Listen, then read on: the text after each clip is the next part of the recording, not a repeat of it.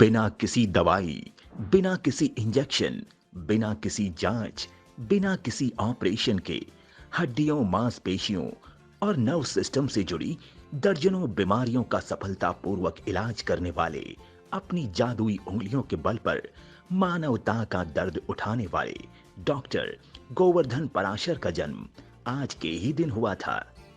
तो आइए उनके जन्मदिन पर उनके जीवन से जुड़े कुछ अनछुए पहलुओं से रूबरू होते हैं जिन्हें बहुत कम लोग जानते हैं।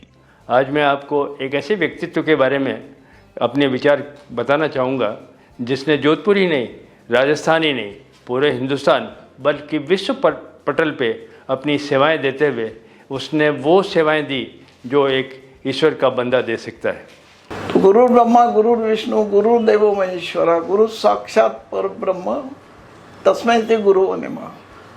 तो मेरे जिंदगी में डॉक्टर साहब तो एक गुरु बन के नहीं तो भगवान बन के आए, जैसा मेरा रीबर्थ ही हो गया ऐसा मैं मानता हूँ। तो मेरा पुनर्जन्म हो गया, रीबर्थ हो गया।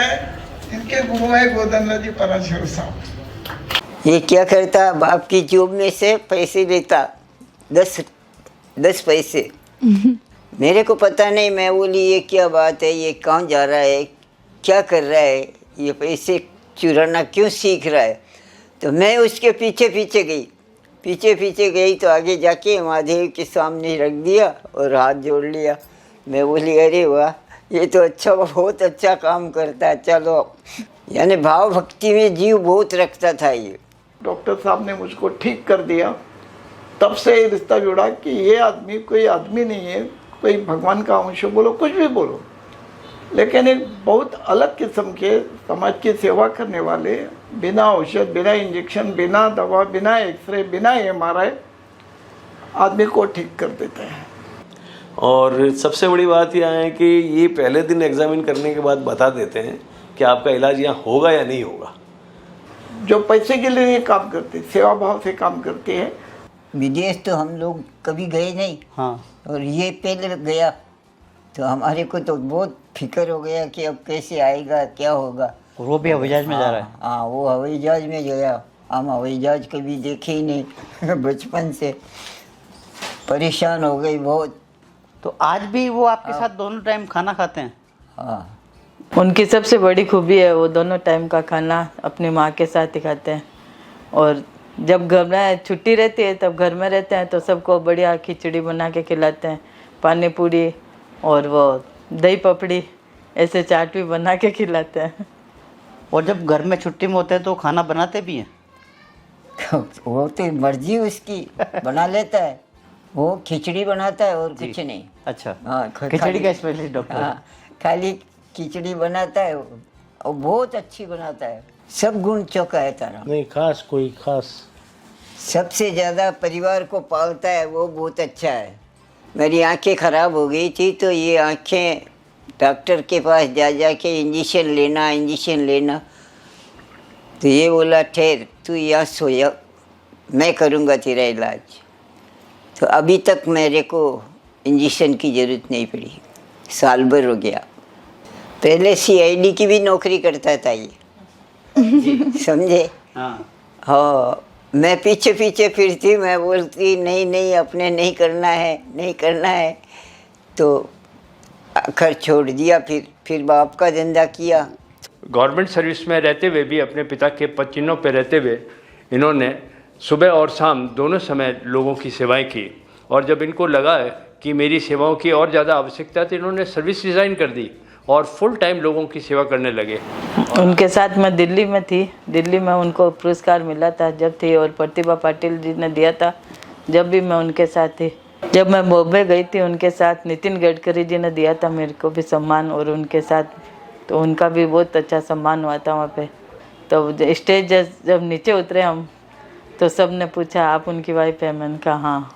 इससे मेरे को बहुत खुशी हुई वहाँ पे ऐसा सुन के।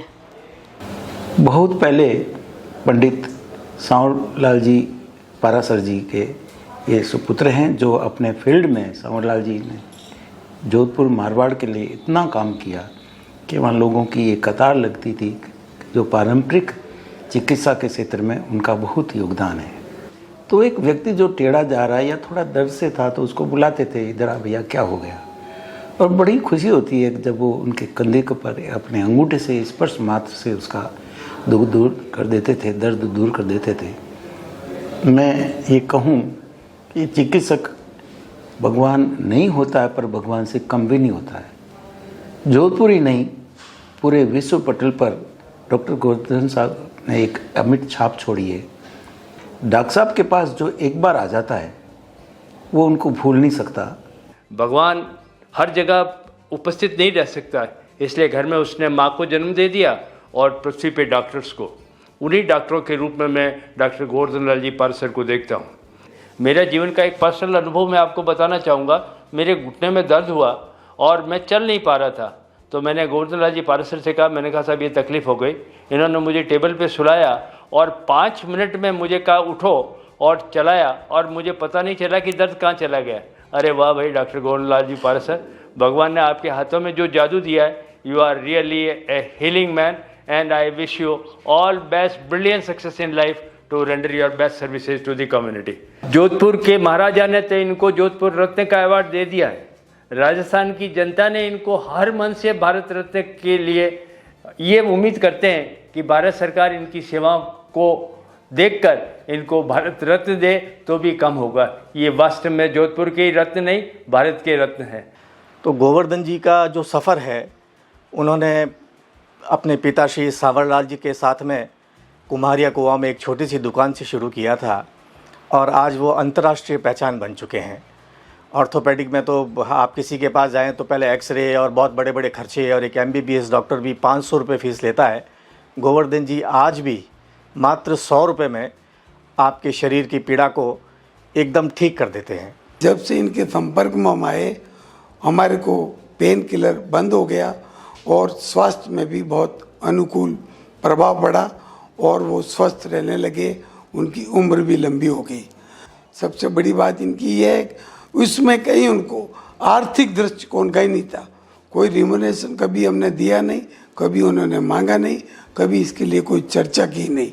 हम तो ऐसा नहीं कहेंगे, इतनी व्यस्तता में होते हुए भी सवेरे 5 बजे हमारे साथ उठ के बाहर चलना, उपचार करना और वापस आके अपना रूटीन में 9 बजे संस्थान पहुंचना, ये अपने आप में बहुत ही महत्वपूर्ण बात है। इतने पेशेंट्स पे फिजिकली अगर आप जो एप्लीकेशन करते हो तो एक बड़ा मुश्किल काम है। कहने में बड़ा आसान लगता है कि इन्होंने 2 मिनट में मालिश की, और तो ये मैं समझता हूँ जब तक आपके मन में कहीं एक सेवा का भाव नहीं है तो ये बड़ा मुश्किल है इस तरह के फिजिकल एप्लीकेशन के साथ पूरे दिन काम करना। इनका सेवा भाव और इनकी समर्पित भावना और पेशेंट के प्रति जो भाव है, उसकी वजह से ही इनको भारत सरकार द्वारा और राजस्थान सरकार द्वारा कई बार सम्मानित किया हुआ है। जिनको ये रख लेते हैं तो आप मान के चले उस आदमी का इलाज हो जाएगा, उस पेशेंट का इलाज तय हो जाएगा। अभी हम महाराष्ट्र में 5 कैंप किया, यकीन नहीं करोगे 30,000 लोगों को ट्रीटमेंट मिली, बिल्कुल मुफ्त। कितना बड़ा ये काम है, और इसीलिए मैं उनको नमन करने को आया, और कोई भाव नहीं है मन में। उनका काम ऐसा ही चलते रहे और गरीब जितने पीड़ित है वो अपने दर्द से मुक्ति पाए, इतनी प्रार्थना। भगवान इनको ऐसी शक्ति दे कि ज़्यादा से ज़्यादा पेशेंट को ठीक करे। जय हिंद। याद करेगी दुनिया तेरा मेरा अफसाना।